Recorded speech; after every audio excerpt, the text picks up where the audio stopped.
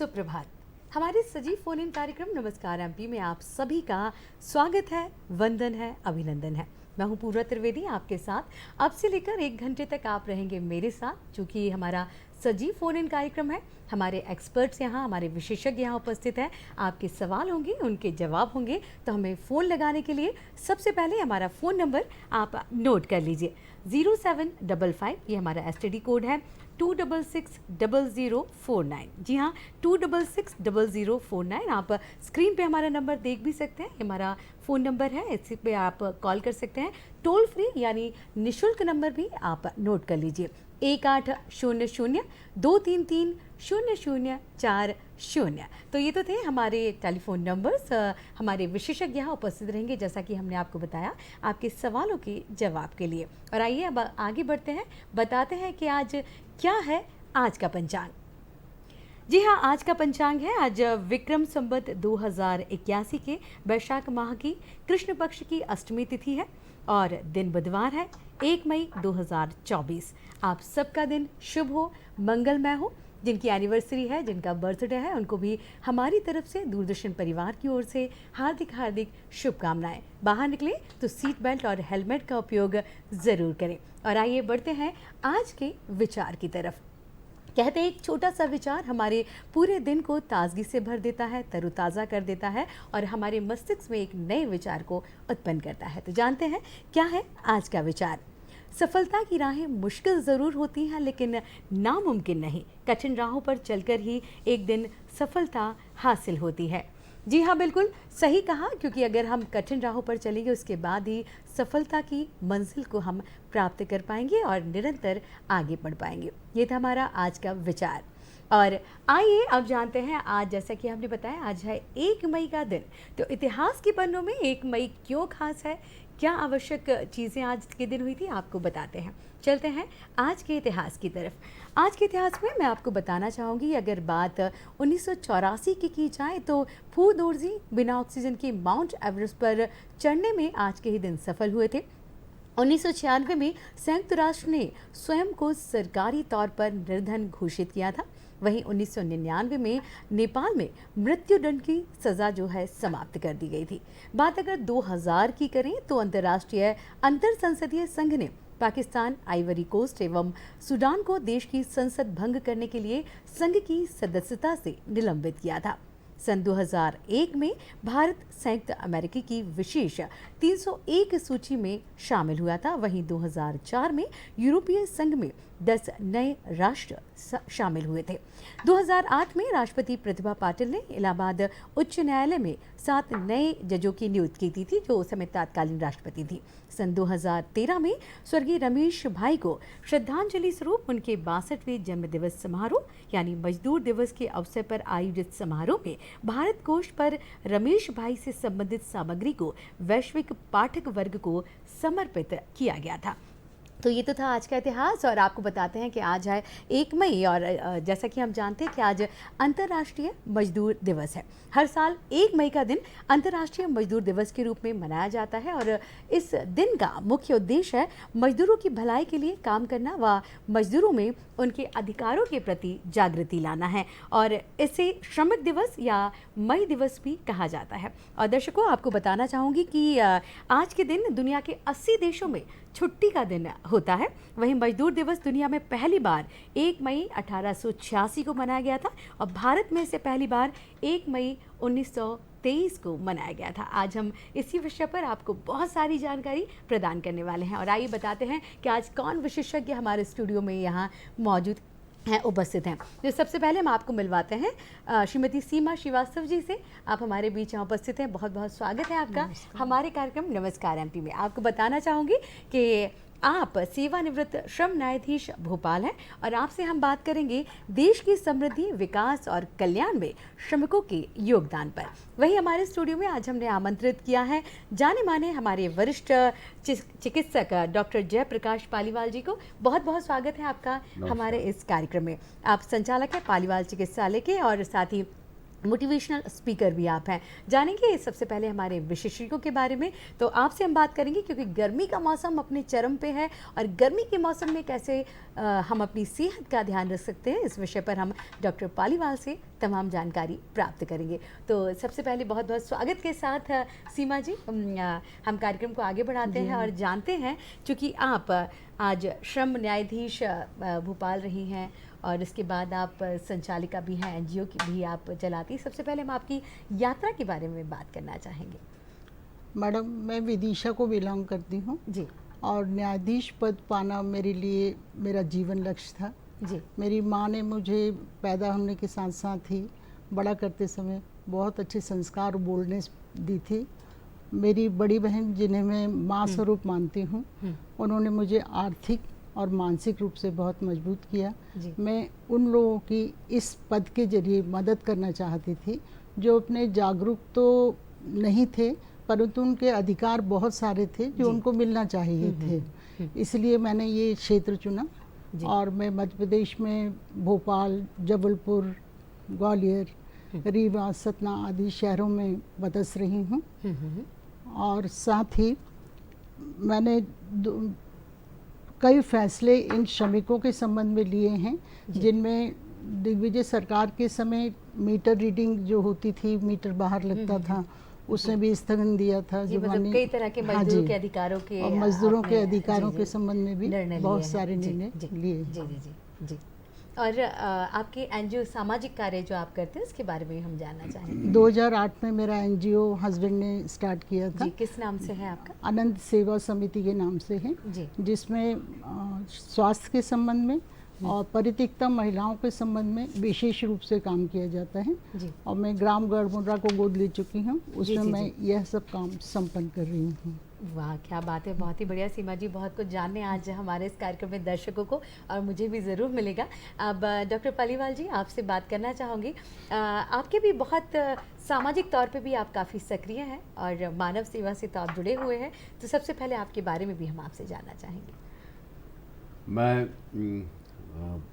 शाहजहाँपुर ज़िले के एक छोटे से गांव में मेरा जन्म हुआ था। जन्म के बाद प्रारंभिक शिक्षा मैं समझता हूँ शुजालपुर करके एक शहर है वहाँ हुई। उसके बाद मैं मेडिकल कॉलेज में भोपाल आ गया और भोपाल मेडिकल कॉलेज में मैंने चिकित्सक के रूप में और फिर एक सर्जन के रूप में अपनी उपाधि प्राप्त की। और उपाधि प्राप्त करने के बाद फिर मैं लगभग 1.5-2 साल सरकारी नौकरी में, सरकारी सेवा में रहा। फिर मैंने सरकारी नौकरी छोड़ने के बाद निजी चिकित्सा क्षेत्र में मैंने अपनी शुरुआत की और धीरे धीरे चिकित्सा क्षेत्र में यदि देखें तो आज लगभग 38 सालों की सेवाएं लगातार मैं दे रहा हूँ।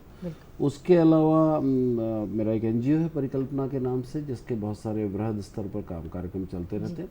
अलावा इसके चिकित्सा में क्या होता है कि खुद को हम दूसरों का इलाज करते हैं, लेकिन खुद के इलाज के लिए भी कुछ न कुछ आवश्यक होता है, इसलिए गीत संगीत से अभिरुचि रहती है। और कहीं न कहीं कुछ लोगों के बीच में बैठ के बातें करने का सिलसिला ऐसा शुरू होता है कि उससे कहीं न कहीं वो धीरे धीरे एक परंपरा ऐसी बन पड़ी कि कई स्थानों पर लोग एक मोटिवेशनल स्पीकर के रूप में बुलाते हैं। बस ज़िंदगी की ये 4-5 पड़ाव हैं जो धीरे धीरे करके चल रहे हैं। जी बिल्कुल, लोगों की सेवा के साथ साथ आगे कम से कम उम्मीद करते हैं कि कम से कम 1.5-2 दशक तक तो आगे और लोगों की सेवा करना, और जो समाज ने मुझे दिया है, हमें दिया है, परिवार को दिया है, उसको कहीं न कहीं किसी भी रूप में सकारात्मक दृष्टिकोण के साथ उसको लौटा कर उसकी अपनी शुचिता का ध्यान रखना है और उनकी सुरक्षा के साथ साथ उनकी व्यवस्था का ध्यान रखने के लिए जो योगदान दे सकते हैं वो योगदान में अपना जीवन आगे जारी जी। डॉक्टर पालीवाल, आपने बहुत अच्छी एक बात कही कि आप मतलब समाज में लोगों को चिकित्सा स्वास्थ्य के प्रति तो सजग करते ही हैं, साथ ही आप अपने संगीत से भी लोगों के मनोरंजन के साथ उनके, अगर कहा जाए तो मानसिक जिस तरह से अवसाद से, क्योंकि संगीत बहुत मदद करता है, क्यों ना हम आपसे आग्रह करेंगे कि हमारे कार्यक्रम की शुरुआत एक सुमधुर गीत के साथ की जाए। चलिए एक पंक्ति हो जाए उसके सिलसिले में। स्वागत है। हम तेरे बिन, हम अब तेरे बिन जी लेंगे हम, जहर जिंदगी का पी लेंगे हम। क्या हुआ जो एक दिल टूट गया, क्या हुआ जो एक दिल टूट गया, अब तेरे बिन जी लेंगे हम, जहर जिंदगी का पी लेंगे हम। धन्यवाद। क्या बात है, बहुत बहुत धन्यवाद डॉक्टर पालीवाल जी। और अब मैम हम आपसे बात करना चाहेंगे, जैसा कि हमने बताया कि देश की समृद्धि में और कल्याण में हमारे मजदूरों का, श्रमिकों का सबसे महत्वपूर्ण योगदान होता है, तो इसी विषय पर हम सबसे पहले आपसे चर्चा करना चाहेंगे। मैडम, देश की समृद्धि, विकास और कल्याण में मजदूर बहुत अहम भूमिका रखता है। वो समझ लीजिए देश की रीढ़ की हड्डी है, जिससे कि मजदूर अपना सबसे अच्छे से अच्छा कार्य देके, योगदान देके देश को आगे बढ़ाने में अंदरूनी रूप से सक्षम रहता है। जैसे आज हम यहाँ बैठे हैं तो ये कांच की टेबल किसने बनाई? हमने, आपने नहीं बनाई, ये मजदूर ने ही बनाई है। देश में खेती किसानी जो करता है वो एक मजदूर ही करता है। कपड़ा कल कारखानों में बनता है परंतु उसको ऑपरेट मजदूर ही करता है। तो ये सारे के सारे काम जो एक मजदूर करता है वो उसके बगैर संभव नहीं है।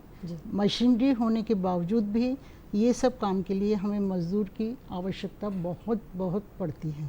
जी, जैसा कि आपने बताया और विवरण दिया हमको, सीमा जी हम जानना चाहेंगे कि श्रमिक या मजदूर जब भी शब्द आता है तो हमारे जहन में सबसे पहले वो लोग दिखाई देते हैं जो बिल्डिंग बना रहे हैं, काम कर रहे हैं, जैसा कि आपने बताया कि खेत में काम कर रहे हैं। क्या श्रमिक या मजदूर शब्द है वो हम अगर एक कैटेगरी में लेकर आए तो श्रमिक दिवस आज मनाया जाता है, तो क्या हम उसकी परिभाषा देंगे? किन किन श्रेणी के लोग उसमें आते हैं? क्या ऑफिस में जो काम करते हैं और कार्यालय में काम करते हैं, सरकारी जॉब में हैं, निजी में हैं, तो किस तरह से हम उसको परिभाषित करें? वास्तव में श्रमिक निजी और सरकारी क्षेत्र में जो व्यक्ति काम करते हैं उनको कह सकते हैं। हाँ। और जो कल कारखानों में भी मतलब फैक्ट्रीज जितनी हैं उनमें काम करते हैं वो भी श्रमिक कहलाते हैं। मकान निर्माण करना, कपड़ा निर्माण करना, ये सब भी श्रमिक की श्रेणी में आते हैं। और वह व्यक्ति जो 1 लाख रुपए से कम का वेतन प्राप्त कर रहा है वह भी अभी नया संशोधन हुआ है, श्रमिक की श्रेणी में आता है। और यदि उसको किसी अधिकार से वंचित किया जाता है तो वो श्रम कानूनों के अंतर्गत कार्रवाई कर सकता है। जी, यानी हम कह सकते हैं कि जो व्यक्ति श्रम करता है उसी को हम श्रमिक कहते हैं, चाहे फिर वो कार्यालय में हो, बाहर हो या इस तरह से। पर उसको पारिश्रमिक मिलना चाहिए, पारिश्रमिक मिला। जी जी, अपनी मेहनत का पारिश्रमिक प्राप्त कर रहा हो, मिल रहा हो उसको, तभी वो श्रमिक की श्रेणी में। अच्छा, पारिश्रमिक की सीमा आपने बताई कि 1 लाख से 1 लाख तक भी अगर वेतन मिल रहा है और वो मैनेजरी कैटेगरी में नहीं आता है तो वो श्रमिक की श्रेणी में, तो श्रमिक की श्रेणी में आता है। जी जी बिल्कुल।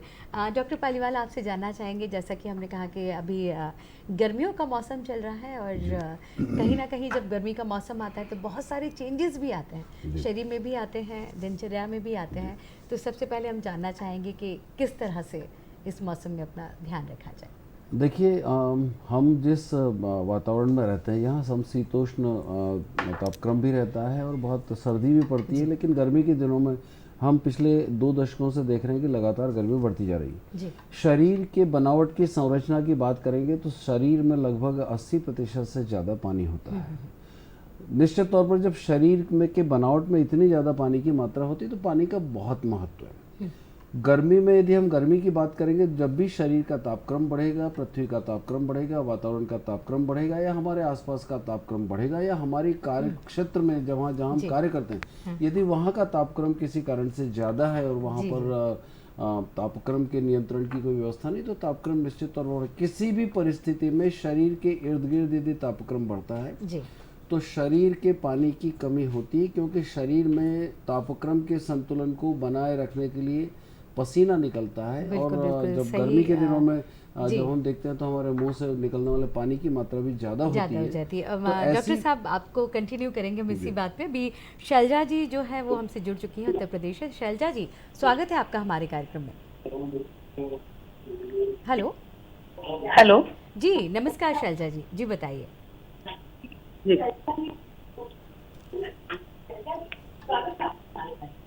जी नमस्कार सर। जी जी जी बताइए। जी सर, मैं डॉक्टर साहब से पूछना चाहती हूँ जी सर, इतना सारा सोशल वर्क वगैरह करते हैं और पेशे से सर डॉक्टर हैं, तो सर अपने कामों को कैसे मैनेज करते हैं और सर एक जानकारी और लेना था कि इस समय गर्मी का मौसम चल रहा है, तो इस समय हम अपने शरीर पर ध्यान कैसे रख सकते हैं? क्या क्या रख रखाव हमें अपने स्वास्थ्य के लिए रखना चाहिए, जिससे हमारा स्वास्थ्य जो है गर्मी में सही रहे? जी बिल्कुल शैलजा जी। आपके जी दोनों प्रश्न सरल से हैं लेकिन बहुत अच्छे हैं, पर इनका जवाब निश्चित तौर पर बहुत लंबा और कठिन है, परंतु फिर भी मैं कोशिश करूंगा कि आपके प्रश्नों का आपकी भावनाओं के अनुरूप उत्तर दूं। पहली चीज़ तो ये होती है कि आपका ये प्रश्न है कि इतने सारे प्रखंडों को कैसे मैनेज करते हैं। इन सब चीज़ के लिए आपको दो चीज़ें लगती हैं। एक, आप अंदर से क्या है और आपने अंदर से अपने आप को कितने प्रखंडों में विभाजित कर रखा है और उसके प्रति आपका डेडिकेशन और कमिटमेंट कितना है। और उसके बाद प्रत्येक प्रखंड के साथ प्रत्येक सप्ताह या प्रत्येक दिन आप किस तरह अपने समय को निर्धारित करके उस कार्यक्रम के साथ, उस व्यवस्था के साथ, उस आपकी मानसिकता के साथ, उस आपकी विचारधारा या आपके काम के साथ या उसकी अभिरुचि के साथ आप कितना न्याय संगत, युक्त संगत और तर्क संगत स्वयं से व्यवहार करते हैं, वो बहुत महत्वपूर्ण है। तो मैं संक्षिप्त में ही कहना चाहूँगा कि समय का मूल्यांकन, time management is very important. यदि आपका टाइम मैनेजमेंट बहुत प्रॉपर है और यदि आपके साथ आप सेल्फ जस्टिस करते हैं तो इन सब कामों को किसी भी दिशा में करने में आपको कहीं कोई दिक्कत नहीं होगी। एक चिकित्सक होने के नाते जब मैं लोगों की चिकित्सा करता हूं तो उनको तो सुख ही भेजता हूं, लेकिन अपने मन मस्तिष्क की तरंगों को उसी तरह ऊर्जावान और गतिशील रखने के लिए मुझे खुद के भी इलाज की ज़रूरत होती है। ऐसे में मैं यदि दूसरे प्रखंडों को नहीं देखूंगा तो मैं अपना रिजुवनेशन नहीं कर पाऊंगा, मैं अपने को रिचार्ज नहीं कर पाऊंगा। तो ये सारी चीज़ें होती। तो यदि मैं इतने सारे काम करता हूँ जिसमें लोगों को अच्छा लगता है तो लोगों के लिए तो करते ही, उसमें मुझे भी अच्छा लगता है, मेरी भी मानसिक सेहत और आध्यात्मिक सामाजिक सेहत को बहुत इसमें बढ़ावा मिलता है, पहली चीज़। दूसरी चीज़, गर्मी के दिनों में सबसे ज़्यादा चीज़ें दो आपको ध्यान रखना है कि पानी पर्याप्त रहे, शरीर का संतुलन पर्याप्त रहे और नमक की मात्रा न कम रहे न ज़्यादा रहे। संक्षिप्ततम तरीके से मैं ये दो बिंदुओं पर आपको बताना चाहूँगा कि यदि नमक की कमी होगी तो भी शरीर में कमजोरी आएगी, पानी की कमी होगी तो शरीर बहुत नुकसान हो जाएगा। और हमारे इर्द गिर्द के वातावरण को, तापक्रम को हमको कैसे नियंत्रित करना, और यदि तापक्रम नियंत्रित नहीं कर पाते तो हमें अपने शरीर को कैसे सुरक्षित रखना, हमारे आवरणों के माध्यम से, हमारे वस्त्रों के माध्यम से, हमारे शरीर की सुरक्षा के माध्यम से, इन सब चीज़ों को, छोटी छोटी चीज़ों पर ध्यान देने से बड़े बड़े परिणाम मिलते हैं। मैं समझता हूँ कि सरल उपाय ज़्यादा कठिन है और कठिन उपाय ज़्यादा सरल है। आप सरलतम उपायों को देखिए, आप कभी भी मुसीबत में नहीं पड़ेंगे। जी जी, बहुत बहुत धन्यवाद शैलजा जी। और अभी नीलिमा जी उत्तराखंड से हमारे साथ जुड़ चुकी हैं। बहुत बहुत स्वागत है नीलिमा जी आपका। जी नमस्ते मैम। नमस्ते नमस्ते जी, बताइए क्या पूछना चाहते हैं? जी मुझे मैम से एक सवाल पूछना है। जी श्रीवास्तव मैम से। जी जी मैम, जी बताइए। जी नमस्ते मैम। नमस्ते मैम, मेरा सवाल यह है कि यदि कोई श्रमिक महिला गर्भवती है तो प्रेगनेंसी में या बच्चा हो जाने के बाद श्रम कानून में कोई लाभ मिलता है क्या? हाँ जी, बिल्कुल मिलता है। यदि कोई महिला बहुत ही अच्छा गर्भवती सवाल है, जी। और उसने अपने नियोक्ता को इस संबंध में सूचित कर रखा है लिखित में, तो नियोक्ता जी, जी। उसको ऐसा कोई बाहरी काम नहीं देगा जिससे उसको दिक्कत हो, और ओके। ऐसा दिन भर के लिए भी काम नहीं देगा जिससे उसको बच्चे के संबंध में कोई परेशानी हो।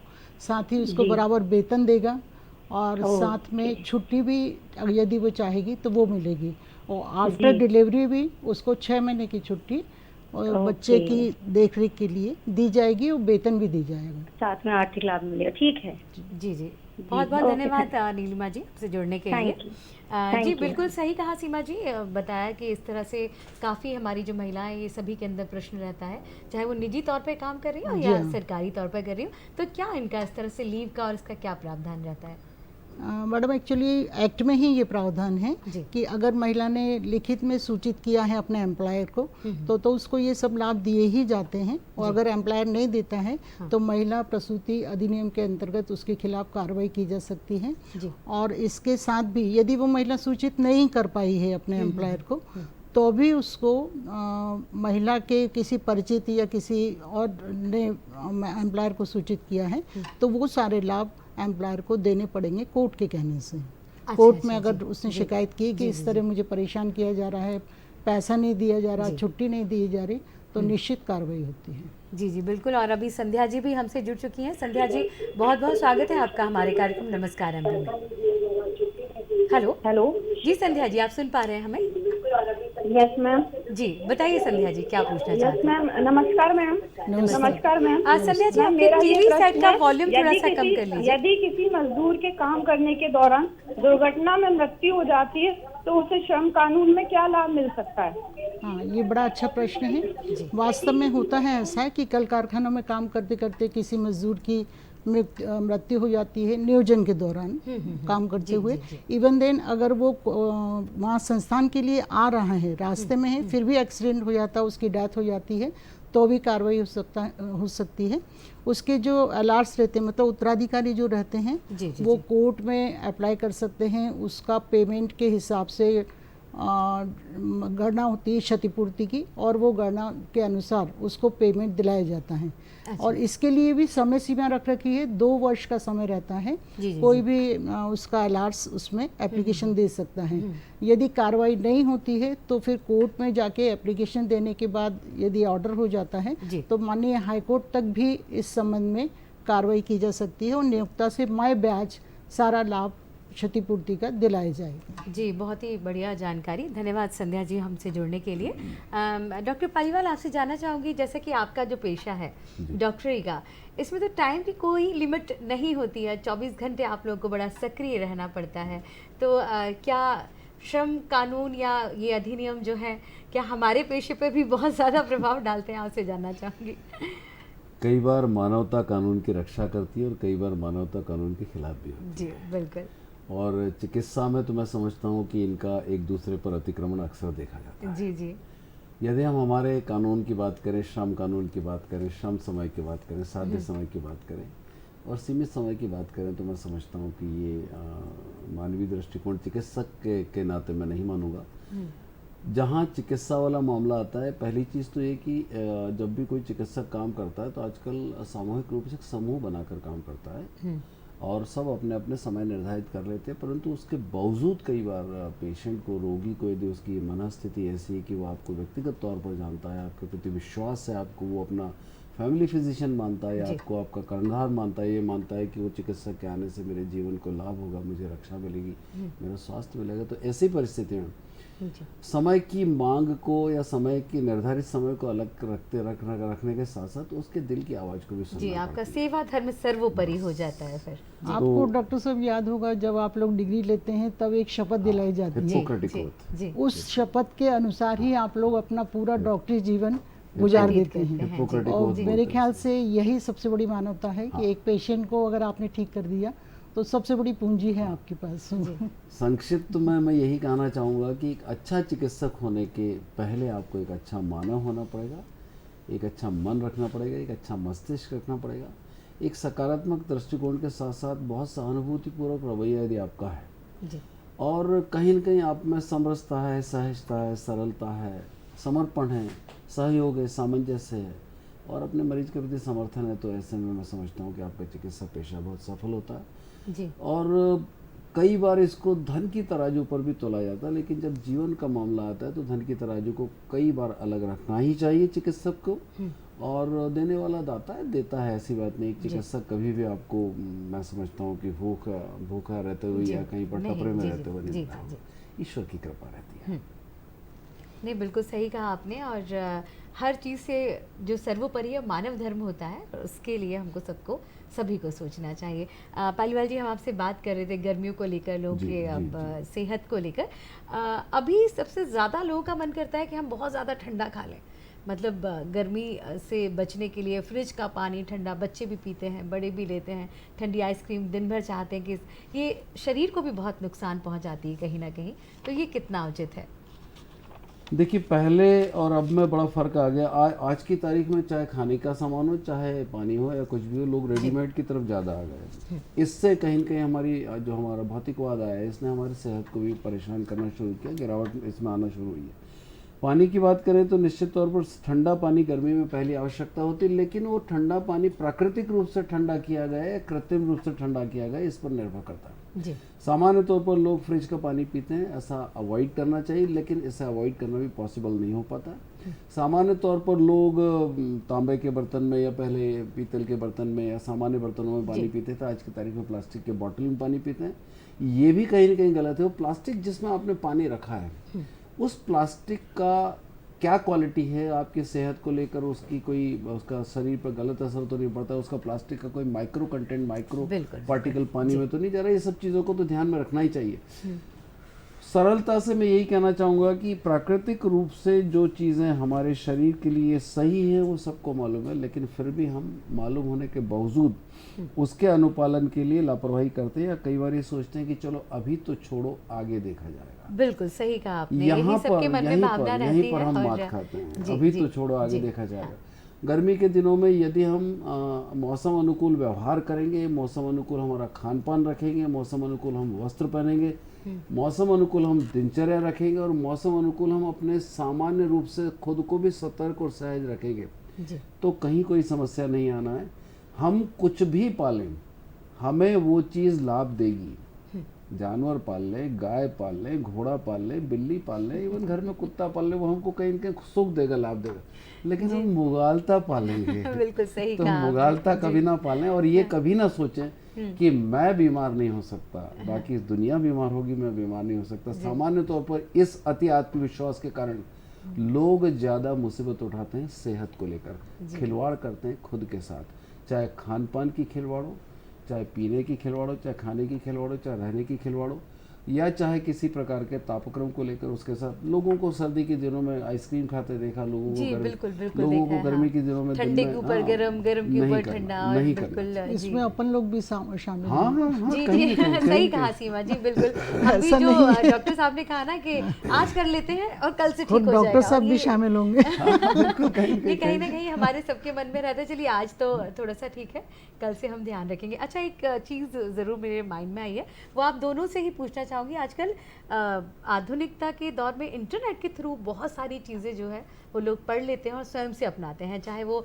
श्रम को लेकर कानून हो या बहुत सारी जानकारियाँ हो, चाहे उसमें आधी अधूरी लिखी हो। वहीं चाहे अगर आपके पेशे की बात की जाए तो ये खाने से ये होता है, इसके साथ ये खाना चाहिए, इसका सेवन करना चाहिए। तो कहीं ना कहीं ये जानकारी है जो पूरी तरह से लोग नहीं ले पाते। इसके बारे में भी चाहूँगी कि आप लोग मेरा ये लोगों को सोचना है जागरूक कि करें। जानकारी यदि आपने पढ़ी है इंटरनेट पे, जी। इसके बावजूद भी आप किसी एक्सपर्ट से उस संबंध में सलाह लें। जी जी कि जी। निश्चित तौर पे पूछेंगे तो वो एक्सपर्ट सही बताएगा। वो एक्सपर्ट आपके परिवार में भी हो सकता है, समाज में हो सकता है, आपकी पहचान वाला कोई हो सकता है। बिल्कुल। अच्छा, कई तरह से तो मैम देखा गया है कि बहुत सारे केसेस और उनके निवारण भी इंटरनेट पर मिल जाते हैं हाँ लोगों जी। को, तो वो अपने से कोरिलेट करने लगते हैं। अच्छा, यहाँ ये निर्णय लिया था हाँ तो जी। क्या हमारे साथ भी ऐसा होगा? हाँ, ये जी। तो उनकी मनुष्य सोच है और तत्काल वो अपने आप को उससे जोड़ लेते हैं। जी जी जी पर जी। इसके बावजूद भी यदि वो जिस एक्ट के तहत वो निर्णय हुआ है उससे संबंधित जानकारी पढ़ेंगे, वो एक्ट पढ़ेंगे, तो फिर उनको सही बात पता पड़ेगी।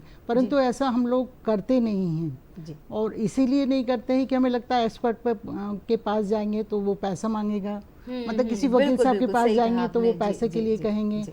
किसी और से पूछेंगे तो हमें शर्म लगेगी कि भाई कैसे बात करें। बिल्कुल। स्पेशली अगर कोई डाइवर्स केस है तो उसमें सारी बातें वो महिला उन पुरुष सदस्य से पूछने में थोड़ा सा हिचकेगी। जी, तो आधा उसमें- अधूरा ज्ञान हाँ हम जी। लेकर और सोचते हैं कि हाँ। तो इसलिए ये सब बातें त्याग कर और एक अच्छे मन से अगर अपन अपने समस्या को हल करना चाहेंगे तो बिल्कुल कर सकते हैं। जी बिल्कुल, यानी ज्ञान अवश्य लें, लेकिन उसके बाद भी जो हमारे विशेषज्ञ जी हैं हाँ। उनसे संपूर्ण जानकारी लेकर ही फैसला लें या निर्णय लें। आपसे भी जानना चाहूँगी मैं डॉक्टर इस साहब। बारे में जी। ये कहना चाहूँगा कि इंटरनेट निश्चित तौर पर आज की तारीख में हमारे लिए बहुत बड़ा वेपन है, हमारे विकास जी। में बहुत बड़ा एक संसाधन है। लेकिन कई बार हमारे विकास के संसाधन में हम विनाश नहीं समझ पाते हैं कि उसमें विनाश कहाँ छुपा है। बिल्कुल। तो उस विकास के संसाधन में हमें विनाश को ढूंढना पड़ेगा, और यदि हमने उसमें विनाश को ढूंढकर उसको अलग कर लिया तो विकासशील तरीके से हम विकसित होते चले जाएंगे और इसमें हमें कहीं कोई बाधा नहीं आएगी। जी मैं संक्षिप्त में यही कहना चाहूँगा कि ज़मीन पर पैदा हुई जानकारी ज़्यादा, चाहे वो जानकारी हो चाहे अन्न हो, ज़मीन पर पैदा हुई जानकारी ज़्यादा हमारे लिए फ़ायदेमंद होती है। और आकाश से परोसी गई जी जो भी चीज़ें होती, चाहे वो जानकारी हो, चाहे ज्ञान हो, चाहे वो शिक्षा हो, चाहे वो किसी प्रकार की म्यूज़िक हो, कुछ भी हो, आकाश से जो भी आज की तारीख में इंटरनेट से जो भी आता है वो आकाश से परोसा गया चीज़ है। उसके लिए कहीं कोई दरवाज़ा नहीं लगता आने के लिए, कहीं कोई खिड़की नहीं लगती जाने के एकदम लिए। ऑथेंटिक नहीं होता कि हम लोग एक्सपेरिमेंट करते हैं, इसके साथ ये बना लें, ये डिश होगी तो ये अच्छा होगा। स्पेशली फूड में ज़्यादा करते जी जी बिल्कुल तो बिल्कुल ऐसे- करते हैं, रेमेडीज को लेकर भी बहुत बिल्कुल, सारी चीजें ऐसे जो- तथ्यहीन जानकारी को जब तक आप उसका किसी प्रकार का उसका उस कंफर्मेशन ना कर लें, निश्चय निर्धारण ना कर लें कि हाँ ये जानकारी सही है, तब तक आपको उससे बचना चाहिए। क्योंकि आज आप देखते हैं सोशल मीडिया पर और यूट्यूब पर, गूगल पर ऐसी ऐसी जानकारियाँ हैं जो हमें भ्रमित करती हैं और भ्रमित करने के साथ साथ आकर्षित करती हैं। जी बिल्कुल सही ऐसे भ्रमित और आकर्षित करने वाली जानकारियों में वो चीज़ ढूंढें कि इसमें मीठा जहर कहाँ छुपा हुआ है, चाहे वो व्यवहार में हो, चाहे वो ज्ञान में हो, चाहे वो हमारी किसी व्यवस्था में हो, चाहे वो म्यूज़िक में हो, चाहे हमारे किसी प्रकार के विकास में हो, किसी भी चीज़ में हो, उसमें ढूंढें कि वो मीठा जहर कहाँ छुपा है जो आपको नष्ट कर सकता जी। है। यदि आपने ये आपका विजन है तो फिर आपको कहीं पर दिक्कत नहीं आना है। जी जी जी बिल्कुल सही कहा आपने। मैं बिल्कुल चाहूँगी कि आप अच्छा सा संदेश भी हमारे दर्शकों को दें, क्योंकि कई बार ये होता है डॉक्टर साहब कि हम रेमेडीज़ उस पर देख लेते हैं, दवाइयों के नाम देख लेते हैं, अच्छा ये इस चीज़ के काम आती है बिना डॉक्टर से सलाह लेते हुए, और हम सीधे मेडिकल पे जाके बोलते हैं कि नहीं हमको ये दे दीजिए और इससे ये हो जाएगा, इससे हो जाएगा, और खुद के डॉक्टर खुद ही बन जाते हैं। मैं तो यही कहूँगा कि देखिए डायनामाइट है, जी यदि आपको किसी ने डायनामाइट दे दिया है तो आप उसके व्यवहार को जानते हैं, उसकी उपयोगिता को भी जानते हैं, और जब उसके व्यवहार और उपयोगिता को दोनों को जानते हैं तो ये आप पर निर्भर करता है कि उस डायनामाइट से आप बम बना चाहेंगे या बिजली बनाना चाहेंगे। सही कहा। ये आपकी विचारधारा पर निर्भर। बम बनाएंगे निश्चित तौर पर विकास होगा, बिजली बनाएंगे तो निश्चित तौर पर प्रकाश होगा। अब आप विकास की तरफ जाना चाहते हैं या प्रकाश की तरफ जाते हैं, आप पर निर्भर करता है। बिल्कुल सही कहा आपने। दर्शकों इस उदाहरण से ज़रूर आपको समझ में आ गया होगा, हम सबको समझ में आ गया होगा कि किस तरह से हमको उपयोग करना है इंटरनेट का। सीमा जी आपसे जानना चाहूँगी कि भारतीय कानून में श्रमिकों के वेतन, उनके भुगतान और सुरक्षा को लेकर भी कई प्रावधान है, उसके बारे में भी हम चर्चा करना चाहेंगे। श्रमिकों को वेतन देने के संबंध में श्रम आयुक्त द्वारा हर 6 महीने में एक लिस्ट निकाली जाती है, जिसमें श्रमिकों की कैटेगरी के हिसाब से उनको वेतन भुगतान किया जाता है, कुशल अकुशल, टेक्नीशियन, अकाउंट से संबंधित। और वो वेतन अगर नियोक्ता कम देता है, जैसे 8,000 रुपये अगर वेतन पर मंथ देना है और कम देता है, तो फिर वेतन भुगतान अधिनियम के अंतर्गत वह व्यक्ति हमारे यहाँ लेबर कोर्ट में कार्रवाई कर सकता है जी। और अगर वेतन देता ही नहीं है, भाई उससे कहा अगले महीने देंगे या उसके बाद देंगे, वेतन ही भुगतान नहीं करता है, तो भी कार्रवाई वो कर सकता है जी। तो ये सब कोर्ट में ही करना पड़ती है कार्रवाई। खुद भी कर सकता है, वकील साहब के जरिए भी कर सकता है अच्छा, कार्रवाई। क्या ऐसा किसी श्रमिक को अगर अपनी कोई शिकायत करना है या कुछ कंप्लेंट करना है, उसके लिए क्या कोई ऐसा वो ऑनलाइन भी आवेदन होता है या जाके कोर्ट में ही आपको आवेदन देके और अभी अपनी तो बात जो रखनी पड़ती है? कोर्ट में कंप्यूटर का सिस्टम चल रहा है, उसमें डायरेक्ट ही उनको एप्लीकेशन दे के कार्रवाई करनी पड़ेगी। और असिस्टेंट लेबर कमिश्नर के यहाँ भी वो एप्लीकेशन दे सकता है, वो एक बार समझौते के लिए उसमें बात कर सकते हैं, और फिर इसके बाद अगर नहीं होता समझौता तो फिर वो कोर्ट में अप्लाई कर सकता है। जी। पारिक श्रमिक के निर्धारण की अगर हम बात करें सीमा जी, तो कहते हैं कलेक्टर दर चलती है हाँ या जी, वही श्रमिकों के लिए हाँ। जी इस तरह से, तो क्या वो सभी के लिए एक जैसी होती है, उसका भी कुछ वो वर्ग कैटेगरी अलग? के हिसाब से रहती है, जैसे जी। टेक्नीशियन है, नॉन टेक्नीशियन है, हाँ। मजदूर है, महिला है, जी, जी, ये सबकी अलग अलग कैटेगरी डिफाइन जी, कर अगर रखी उस है। दर से न्यूनतम आय अगर आपको मिल रही है तो क्या आप इसकी शिकायत कर सकते जी हैं? हाँ, बिल्कुल शिकायत कर सकते हैं, लेबर कोर्ट में आ सकते हैं और कार्रवाई होती है उस पर। और जल्दी भी कार्रवाई करने के लिए कोर्ट को कह भी सकता है और जल्दी भी होती है कार्रवाई। अब तो काफ़ी पहले तो समय लग जाता था, पर अब काफ़ी जल्दी सब कार्रवाई होने लगी है। जी, यानी आप उसको हाँ जी। लेके अपने कार्रवाई करके कर आप सकते हैं। निराकरण कर सकते जी। हैं। डॉक्टर साहब आपसे जानना चाहूँगी मैं कि गर्मी के मौसम की बीमारियां भी अलग होती जी। हैं। लोगों को अभी डायरिया है या वॉमिटिंग कह लीजिए या जी मचलाना कह लीजिए, बहुत सारा मतलब बॉडी कहते हैं संतुलन में नहीं रहती है, तो वो ऐसी कौन सी बीमारियां हैं जिससे हमको बचना चाहिए, ध्यान रखना चाहिए? इसको मुख्य रूप से 2 अलग अलग प्रखंडों में यदि हम बांटें तो आम आदमी की समझ में मैं समझता हूँ कि बहुत आसानी से आएगी। एक वातावरण और तापक्रम से संबंधित, जी। ज़्यादा तापक्रम है, गर्मी ज़्यादा है, लू लग रही है, तो एक तो वातावरण तापक्रम से संबंधित। जब भी कभी लू लगना किसे बोलते हैं कि जब बहुत ज़्यादा लगातार हीट एक्सपोजर होता रहे या गर्म हवा से हमारे शरीर को लगातार हमारा एक्सपोजर होता रहे, तो ऐसी कंडीशन में क्या होता है कि शरीर में जो तापक्रम के नियंत्रण का संतुलन बिगड़ जाता है। जी। तो जब तापक्रम के नियंत्रण का संतुलन बिगड़ता है तो उसे बोलते हैं हीट स्ट्रोक। हीट स्ट्रोक में क्या होता है कि जितना वातावरण का तापक्रम होता है, जब संतुलन बिगड़ता है, शरीर उस संतुलन को बनाने में पूरी तरह फेल हो जाता है, तो उसे हीट स्ट्रोक बोलते हैं। तो ऐसे में वातावरण के तापक्रम को शरीर लेने लगता है, और यदि ये तापक्रम 105 या 106 डिग्री से ज़्यादा हो गया तो उसमें फिर मस्तिष्क पर विपरीत प्रभाव पड़ता है। और यदि 108 डिग्री तक चला गया तो इसमें मस्तिष्क की शून्यता के साथ साथ लोगों की मृत्यु हो जाती है। तो इसमें हीट स्ट्रोक के साथ जो जैसे बोलते हैं लू लगना और लू से मृत्यु होती है। जी जी जी। तो एक हो गया तापक्रम, जिसको हमको ध्यान रख के चलना है कि उस तापक्रम से अपने शरीर की कैसे समुचित देखभाल के साथ, समुचित संसाधनों और कपड़ों के साथ, वस्त्रों के और व्यवहार के साथ सुरक्षा करें। जी जी जी। दूसरा, हम खाते क्या है, एक बाहर और एक जो अंदर गया। अंदर जाने में पानी हो सकता है, भोजन हो सकता है। यदि दूषित पानी या दूषित भोजन है तो निश्चित तौर पर उससे आपको उल्टी, दस्त, हैजा, डायरिया इस तरह की चीज़ें होंगी। सामान्य तौर पर गर्मी के दिनों में हमारे जो भोज्य पदार्थ होते हैं उनकी सामान्य तापक्रम में सुरक्षित रहने की समय सीमा बहुत कम हो जाती है। अपन देखते हैं कि सर्दी के दिनों में खाना लंबे समय तक खराब नहीं होता, और गर्मी के दिनों में कुछ घंटों में यदि हमारे टिफिन में भी रखा है तो तापक्रम के कारण खराब हो जाता है।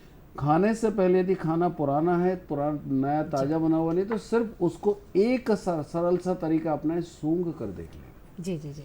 प्रत्येक व्यक्ति, चाहे वो शिक्षित हो, अर्ध शिक्षित हो या उच्च शिक्षित हो, ये चीज हम सभी जानते या हैं कि अशिक्षित हो, जी, हर एक व्यक्ति को ईश्वर ने ये सुगंध की या सूंघने की एक ऐसी शक्ति समानता के साथ दी है। बिल्कुल डॉक्टर साहब, इसी बारे में हम कंटिन्यू करेंगे। अभी हमारे साथ हमारे फोन लाइन पे सुप्रसिद्ध अभिनेता एवं निर्देशक श्री राजीव वर्मा जी जुड़ चुके हैं। बहुत बहुत स्वागत है सर आपका हमारे कार्यक्रम नमस्कार MP। धन्यवाद। जी धन्यवाद। आप स्टेट आइकॉन है मध्य प्रदेश राज्य निर्वाचन आयोग के, और जैसा कि हम जानते हैं कि लोकतंत्र का महापर्व अभी चल रहा है, तो राजीव जी हम आपसे एक संदेश चाहेंगे हमारी जनता के नाम। सबसे पहले तो मेरा संदेश, क्या सलाह और जिसको बोलते हैं आदेश, एक तरीके से एक विनम्र आदेश यही है कि मतदान अवश्य करें, क्योंकि मतदान जो है वो एक अच्छे, सशक्त और सुदृढ़ शासन की व्यवस्था करता है, और उसमें एक एक वोट कीमती है। आप ये ना समझे कि अरे मेरे एक वोट से क्या होगा, एक वोट से तो कहां कहां से क्या क्या हो जाता है। इसलिए मैं सबसे यही गुजारिश करूंगा कि मतदान अवश्य करें। देखिए, इसमें मतदाता जो है वो एक तरीके से एक ईश्वर की तरह होता है, जो हमारी शासन व्यवस्था को, हमारी सरकार को चुनता है। और वो सरकार जो हम पर 5 साल, हम उससे बहुत सी अपेक्षाएं रखते हैं, बहुत से उससे हम ऐसे कर्तव्यों की वो चाहते हैं जिससे हमारा देश सुदृढ़ हो, हम विश्वगुरु बने, हम अपने आप में सशक्त हों। और इसी विषय में जो इलेक्शन कमीशन है वो कई तरह के आयोजन भी करता है ताकि मतदाताओं में जागरूकता आए और वो अवश्य मतदान करें। देखिए, उन्होंने कई तरह के इस तरह में प्रतियोगिता भी करते हैं, बच्चों में, बड़ों में, सब में, ताकि सब लोग इससे जुड़ जाएं और अपने वोट का महत्व समझे। यही मेरा सबसे कहना है, और मैं यही बार बार हमेशा कहता हूं, आपके जरिए कहता हूं, आकाशवाणी के जरिए करता हूं, और रूबरू भी जब लोगों से मिलता हूं तो यही बात करता हूं। मैं अभी भी यही कहूंगा कि मतदान अवश्य करें। हमारा देश जिस शक्ति के साथ काम करता है, वो शक्ति आप ही देते हैं, हम ही देते हैं उनको। धन्यवाद जी, बहुत बहुत धन्यवाद राजीव जी हमसे जुड़ने के लिए और संदेश के लिए। निश्चित रूप से सभी लोग आपकी बात ज़रूर मानेंगे और मतदान अवश्य करेंगे। बहुत बहुत धन्यवाद। जी डॉक्टर पालीवाल, आप लू की बात कर रहे थे, गर्मी की। बहुत सारे लोग छोटी छोटी रेमेडीज लू को लेकर करते हैं। कई कहते हैं कि अगर आप प्याज को रख लेंगे, इस तरह से लोकोक्ति भी चलती रहती है, या किस तरह से कुछ झाड़ी भी जाती है, कुछ मतलब बहुत सारी चीज़ें लोगों के बीच में ऐसी मान्यताएं हैं किस तरह से लू का निवारण किया जा सकता है। आपका क्या कहना है? देखिए, इसमें मैं ये कहूँगा कि आप ये जो भी आप कर रहे हैं, इससे पहले ये देख लें कि ये भ्रांति है जी, टोटका है या हकीकत है। भ्रांति है तो उसे दूर करिए, टोटका है तो उसके पहले देखिए कि इसकी प्रामाणिकता क्या है, और हकीकत है तो निश्चित तौर पर उसका अनुपालन कीजिए। सामान्य तौर पर गर्मी के दिनों में प्याज का महत्व है। प्याज यदि आप खाते हैं तो निश्चित तौर पर उससे आपके शरीर की सुरक्षा होती है। जी कभी कभार तो ऐसा भी बोला गया है कि आप साथ में प्याज रखते हैं तो उससे भी आपकी सुरक्षा होती है, लेकिन ये भ्रांति है। ये भ्रांति है। वही प्याज यदि खाएंगे हकीकत में आपको गर्मी में लाभ देगा, लेकिन प्याज को जेब में रख के चलेंगे तो आपकी लू से बचत होगी, ये भ्रांति है। जी एक छोटा सा उदाहरण। इसी तरह यदि हम बाकी और मुद्दों की बात करें कि लू से कैसे बचना चाहिए, तो सामान्य तौर पर लोगों का अलग अलग दृष्टिकोण होता है। गर्मी के दिनों में सबसे ज़्यादा ज़रूरी है कि हम बहुत गहरे रंग के कपड़े ना पहने। हालांकि मैं गहरे रंग का आज कुर्ता पहना हूँ तो ये हो सकता है कि पर उपदेश क्वेश्चन बहुत तेरे वाली बात, लेकिन गर्मियों के दिनों में हम गहरे रंग के कपड़े ना पहने, लाइट रंग के कपड़े पहने और शरीर के हर हिस्से को कम से कम ढक कर रखें ताकि वो सीधे लू से और गर्मी के तापक्रम से बच सके। तो ये तो हो गया आपको लू से बचने के उपाय। साथ में पर्याप्त मात्रा में पानी पिए। यदि ताज़ा मठा, छाछ, दही इत्यादि हैं तो इनका सेवन करें। और यदि आइसक्रीम जिसमें किसी भी प्रकार का कोई ऐसा कंपोनेंट ना हो, केमिकल ना हो, जिसकी वजह से वो अच्छी वाली आइसक्रीम। बिल्कुल, हम आपकी बातों को कंटिन्यू करेंगे डॉक्टर साहब। अभी हमारे साथ फोन लाइन पे ट्रांसजेंडर संजना सिंह राजपूत जी जुड़ चुकी हैं। बहुत बहुत स्वागत है आपका हमारे कार्यक्रम में। जी बहुत बहुत धन्यवाद। बहुत बहुत जी, दर्शकों आपको बताना चाहूँगी कि आप संचालक हैं सामाजिक न्याय एवं निःशक्त जन कल्याण विभाग की, साथ ही आप स्टेट आइकॉन है मध्य प्रदेश राज्य निर्वाचन आयोग की। संजना जी एक बार पुनः आपका स्वागत है। और जैसा कि संजना जी आप जान रही हैं कि आप तो चुनावी गतिविधियों को गति देने के लिए और लोगों को प्रेरित करने के लिए सदैव निरंतर कुछ ना कुछ नया कर रही हैं। हम चाहेंगे आज पूरे देशवासी आपके माध्यम से चुने के और सुने कि किस तरह से हमको मतदान के प्रति सजग रह के आगे आना है। जी बहुत बहुत धन्यवाद। सबसे पहले तो मैं आपका बहुत बहुत हृदय से आभार व्यक्त करती हूँ। और ये चुनावी जो अभी महापर्व चल रहा है इसकी भी बहुत बहुत सभी को ढेर सारी शुभकामनाएं। और मेरा प्रयास है कि अभी तक हम जो भी सामाजिक क्षेत्र में हमारा किन्नर समाज आगे आ रहा है या जो भी हम एक योगदान दे पा रहे हैं, तो मैं सभी से यही अपील करती हूँ कि ज़्यादा से ज़्यादा मतदान करना है, क्योंकि मतदान करना हमारा अधिकार नहीं, हमारा एक कर्तव्य भी है। और कई बार हम लोगों को लगता है, बहुत से लोगों को ये कहते सुना है, एक वोट देने से कोई फर्क नहीं पड़ता है, हम क्या, क्योंकि मुझे कई लोग बोल चुके हैं कि क्या करना है, उससे होगा क्या। तो मुझे लगता है कि आज जो एक बदलाव मैं देख रही हूँ, हमारा जो किन्नर समाज, अगर आज से हम 10 साल पहले 15 साल पहले की बात करें तो शायद किन्नर समाज के प्रति लोगों को अवेयरनेस, जागरूकता नहीं थी, या फिर मैं ये कहूँ कि लोग ज्यादा जानते तक नहीं थे। सिर्फ हमें शादी ब्याह या फिर ऐसी जगहों पर ही देखा जाता था, लेकिन आज जी हाँ जी। और आज आप देख रहे हैं कि इतने समय के बाद में आज किन्नर समाज भी जो है अपने हर क्षेत्र में एक बहुत अहम रोल निभा रहा है और कहीं ना कहीं अपना समाज के प्रति सजग है और समाज के प्रति समर्पित भाव से हर क्षेत्र में किन्नर अग्रणी हैं। तो मुझे लगता है कि हम भी एक देश के नागरिक हैं और हमें मौका मिला है कि हम लोगों को अवेयर कर सकें, जागरूक कर सकें। तो ये मेरे लिए बड़ा अच्छा एक अवसर है और मैं प्रयास कर रही हूँ कि ज़्यादा से ज़्यादा मेरी ट्रांसजेंडर किन्नर समाज के साथ साथ उनको भी जागरूक करने के साथ साथ हमारा पूरा समाज, हम जन समाज को जागरूक करें कि हमें मतदान करना चाहिए। मतदान के साथ साथ हमारे जो भी हमारा एक कर्तव्य है उसको पूरा ईमानदारी से करने का प्रयास करना चाहिए। जी जी, बहुत बहुत धन्यवाद संजना जी इस संदेश के लिए और हमसे जुड़ने के लिए बहुत बहुत धन्यवाद जी। तो जैसा कि अभी संजना जी ने बताया कि मतदान कितना ज़रूरी है और हम आज श्रमिक डे की तो अवकाश मिलता ही है। सीमा जी, मतदान के दिन का भी सभी देशवासियों को छुट्टी दी जाती है और उन्हें कहा जाता है कि आप कर्तव्य पहले निभा के आए अपना। तो इसके बारे में मैं चाहूँगी कि आप भी जागरूकता संदेश दें कि किस तरह से उसे एक छुट्टी का दिन ना मानते हुए हम अपने कर्तव्यों का निर्वहन करें। मैं समस्त देशवासियों से निवेदन करती हूँ कि मतदान दिवस के अंतर्गत सरकार द्वारा जो छुट्टी प्रदान की जाती है और वो छुट्टी सिर्फ इसलिए नहीं कि आप घर बैठ के आराम करें और टीवी देखते रहें, वो छुट्टी इसलिए दी जाती है कि आपको एक मजबूत राष्ट्र बनाना है और उस मजबूत राष्ट्र के लिए एक छोटा सा प्रयास, एक मत देना है अपना।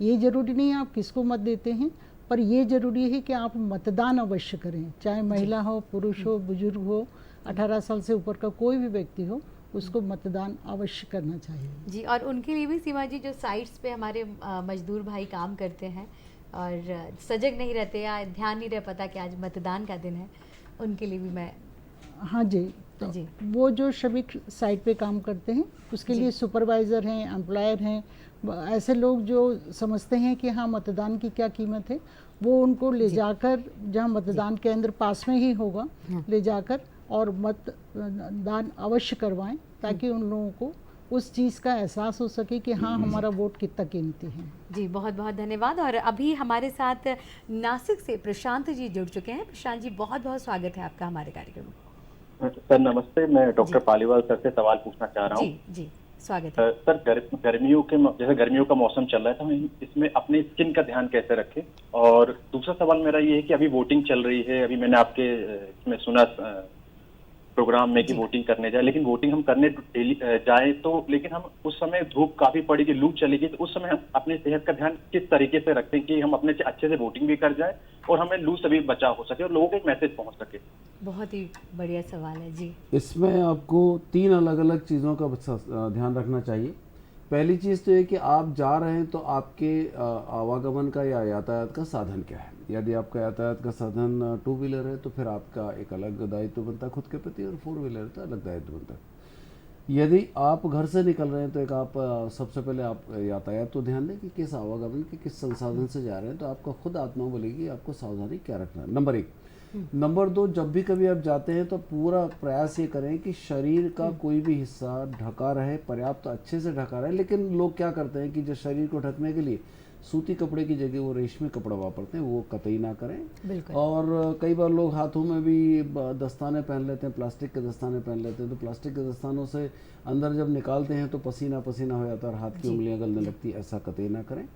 तो क्या आप पहन रहे हैं वो महत्वपूर्ण है, किस संसाधन से जा रहे हैं वो महत्वपूर्ण है। तीसरा, आप यदि आपको ऐसा लगता है कि आप घर से बाहर जा रहे हैं तो आपका 2 या 3 घंटे से ज़्यादा समय लगेगा, तो निश्चित तौर पर ऐसे में आपके शरीर को पानी की आवश्यकता लगेगी।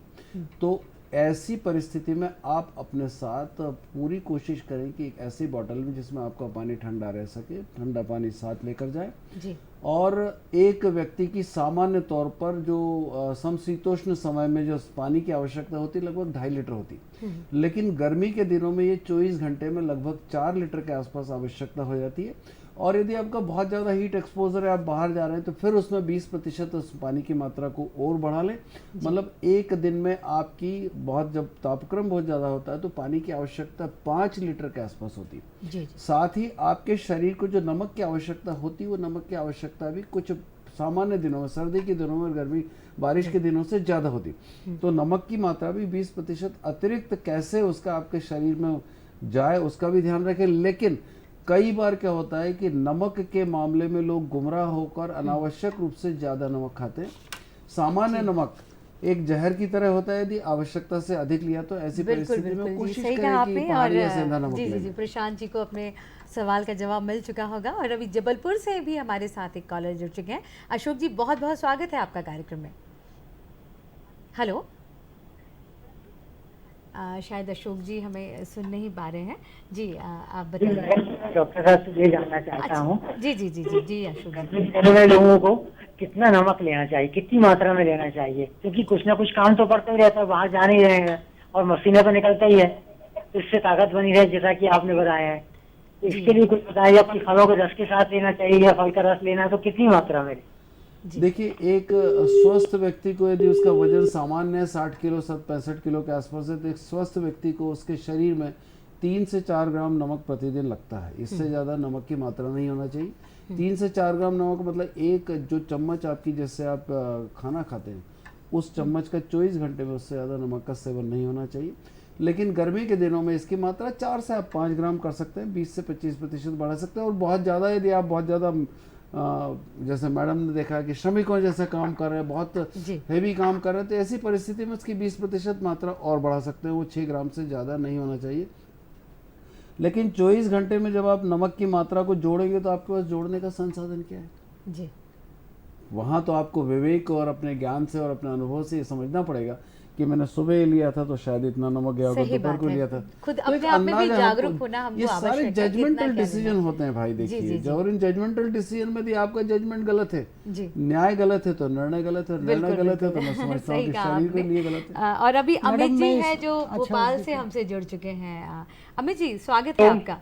जी नमस्कार मैम। जी मेरा सवाल मैडम से था कि अगर मान लीजिए हम घर निर्माण करते हैं और उसके लिए हमने कुछ मजदूरों को हायर किया है, हमने या ठेकेदार ने, और उस मकान निर्माण के दौरान अगर मान लीजिए किसी मृत्यु हो जाती है मजदूर की, तो उसकी जिम्मेदारी किसकी आती है? क्योंकि मकान का निर्माण आप कर रहे हैं और आप किसी के जरिए भी कर रहे हैं, पर फाइनली एम्प्लॉयर आप हैं, तो आपकी जिम्मेदारी है कि उस मजदूर की मृत्यु होने पर उसका जो क्षतिपूर्ति राशि है वो आपको ही देनी पड़ेगी। उसमें ठेकेदार की सहभागिता कितनी होगी? जैसे आपने कॉन्ट्रैक्ट ठेकेदार दे की दिया, अगर कॉन्ट्रैक्ट है, कॉन्ट्रैक्ट होने के बावजूद भी ठेकेदार की सहभागिता इसलिए नहीं होगी क्योंकि वो फाइनली मुख्य जो नियोक्ता है वो आप हैं। जी क्या ठेकेदार को कानूनी रूप से इन परिस्थितियों में जब आपने वो उससे लिखित में होगा हाँ तो। लिखित में हो हाँ, तो उसमें उसको कितने प्रतिशत मतलब उस भुगतान का, जैसे मान लो किसी का हाँ, कंपनसेशन सही, निकला सही, 3 बिल्कुल लाख सही 4 लाख बात है, 5 जी। लाख, तो उसमें ठेकेदार की क्या जिम्मेदारी होगी, कानूनी जिम्मेदारी कितनी होगी और आर्थिक क्षतिपूर्ति के लिए उसकी जिम्मेदारी कितनी होगी? मैं एक प्रश्न करता हूँ। जी जी बिल्कुल बिल्कुल सही कहा। दर्शकों के पॉइंट ऑफ व्यू से भी बहुत आपका लोगों के प्रश्न मन में भी है। सही है जैसा आप कह रहे हैं, जी। पर ठेकेदार ने अगर जो उसका एग्रीमेंट साइन हुआ है जी। उस एग्रीमेंट के अनुसार बिल्कुल अच्छे से काम किया है जी। तो फिर उसकी उस मजदूर की डेथ के लिए जिम्मेदारी नहीं होगी, वो जी। एम्प्लॉयर को ही देनी पड़ेगी। अच्छा अच्छा जी और मैडम मैं आपसे ये जो मतदान, इसमें एक प्रश्न और करना चाहूँगा इसी से संबंधित। जी आपका मकान बन रहा है? नहीं मेरा मकान नहीं। नहीं, जहाँ भी कंस्ट्रक्शन चल रहा है सीमा जी, उन सभी के मन में ये कहीं ना कहीं, रहता है। और सबसे बड़ी बात यह है कि हमारे लिए दूसरों की जान सर्वोपरि है, और लगता है कि कहीं ना कहीं अगर आनी है तो जो नहीं भी दे पाते हैं या उनके भी मन में नहीं आता है हो कि नहीं पाता, हमारे हाँ। घर में या हमारे मकान के समय जो है हादसा हुआ है, तो इसलिए जी मन, मकान और मुकाम तीनों ईश्वर की कृपा से अच्छे हैं। मैं तो इसलिए जानना चाहूँगा कि जैसे मान लीजिए आपने कॉन्ट्रैक्टर को आपने कॉन्ट्रैक्ट दे दिया, रिटर्न कॉन्ट्रैक्ट दे दिया, हाँ जी। रिटर्न कॉन्ट्रैक्ट देने के बाद यदि ये कॉन्ट्रैक्टर की जिम्मेदारी होती है कि सारे सुरक्षा के संसाधनों की, सुरक्षा के नियमों की यदि वो अवहेलना करता है तो वो भी तो कहीं न कहीं मैं समझता हूँ कि इसमें वैधानिक रूप से दोषी होता है। आपने मकान बनाने के लिए या किसी ने बिल्डिंग बनाने के लिए कॉन्ट्रैक्टर को दे दिया, जैसे पूर्वज जी को हमने मान लो कॉन्ट्रैक्ट दे दिया कि पूर्वज जी आप ये मकान बनाइए, पूर्वज जी ने इनके लिए किसी भी प्रकार की सुरक्षा का ध्यान नहीं रखा, सुरक्षा मापदंडों का ध्यान नहीं रखा, उसको हेलमेट नहीं पहनाया, उसको मान लो ऊपर चढ़ा दिया और उसको किसी प्रकार का जो रोक्स वगैरह, तो यदि वो सेफ्टी मेजर्स का पर्याप्त ध्यान कॉन्ट्रैक्टर नहीं रखता है तो ऐसी परिस्थिति में लीगली और फाइनेंशियली कॉन्ट्रैक्टर कितना लायबल? जी, और सीमा जी आपसे चाहूँगी कि डॉक्टर साहब का जवाब देने से पहले मैं हमारे साथ योगेश साहू जी हैं, वो जो जुड़ चुके हैं। आप अध्यक्ष हैं महाराणा प्रताप नगर व्यवसायी महासंघ भोपाल से। योगेश जी बहुत बहुत स्वागत है आपका। योगेश जी जी बहुत बहुत धन्यवाद, बहुत आपका बहुत स्वागत है योगेश जी। जी योगेश जी, मतदान का पर्व चल रहा है और जैसा कि हम जानते हैं कि मतदाता जागरूकता के लिए आप बहुत अच्छा कॉन्सेप्ट हमारे शहर वासियों के लिए लेकर आए हैं, उसके बारे में हम जानना चाहेंगे। देखिए हम लोगों का व्यापारी संघ भोपाल के लगभग 200-250 व्यापारी संघ हैं इस समय, जिसमें से लगभग सभी व्यापारी संघ इस मुहिम पे काम कर रहे हैं कि ज्यादा से ज्यादा प्रतिशत मतदान का बढ़े हमारे देश में, और मतदाता जागरूक हो, अपने घर से निकले और जाके मतदान करे। मतदान देश का सबसे बड़ा त्योहार माना जाना चाहिए। मेरे हिसाब से मतदान हर एक मतदाता का अधिकार है ना, उसको घर से निकल के मतदान अवश्य करना चाहिए, और इससे देश लोकतंत्र मजबूत होता है और हम सभी को एक मजबूत सरकार प्राप्त होती है। जी जी जी, बहुत बहुत धन्यवाद योगेश जी। और हाँ, आप गतिविधि जो बता रहे थे वो जल्दी बता दीजिए। हेलो जी, योगेश जी से संपर्क हमारा कट गया है। बहुत बहुत धन्यवाद योगेश जी तमाम जानकारियों के लिए। और जैसा कि हमने बताया कि मतदान का महापर्व है, हम सभी का अधिकार है, हमें अपने कर्तव्यों का पालन करना चाहिए। और हमारे बीच यहाँ उपस्थित थे डॉक्टर पालीवाल जी, सीमा जी, और डॉक्टर पालीवाल के बहुत सारे सवाल जो हैं वो रह गए हैं, वही हमारे दर्शकों के भी सवाल रह गए हैं। सीमा जी हमारे साथ मौजूद हैं, लेकिन इसी कार्यक्रम को हम आगे कभी कंटिन्यू करेंगे और आपके सवाल होंगे, हमारे विशेषज्ञों के जवाब रहेंगे। लेकिन अभी समय हमसे ये कह रहा है क्योंकि जाने की इजाज़त हमको चाहिए है। इसलिए आज इस कार्यक्रम नमस्कार एमपी से आप सभी को जुड़ने के लिए बहुत बहुत धन्यवाद देना चाहूँगी। और डॉक्टर पालीवाल जी, आपका भी हमारे कार्यक्रम में आने के लिए धन्यवाद। सीमा जी, आपका भी धन्यवाद। और आप सभी दर्शकों का बहुत बहुत धन्यवाद। आपका दिन शुभ हो, मंगलमय हो। नमस्कार। मैं अंत में ये कहना चाहती हूँ कि सारे श्रमिक भाई श्रमिक दिवस की बहुत सारी शुभकामनाएं देती हूँ। और साथ ही यदि आपको किसी भी तरह की कोई परेशानी कानूनी होती है तो मेरा मोबाइल नंबर पता है, उस पर आप मुझसे कांटेक्ट कर सकते हैं। जी जी जी, बात कर सकते जी। हैं। बहुत बहुत धन्यवाद। धन्यवाद सीमा जी। नमस्कार।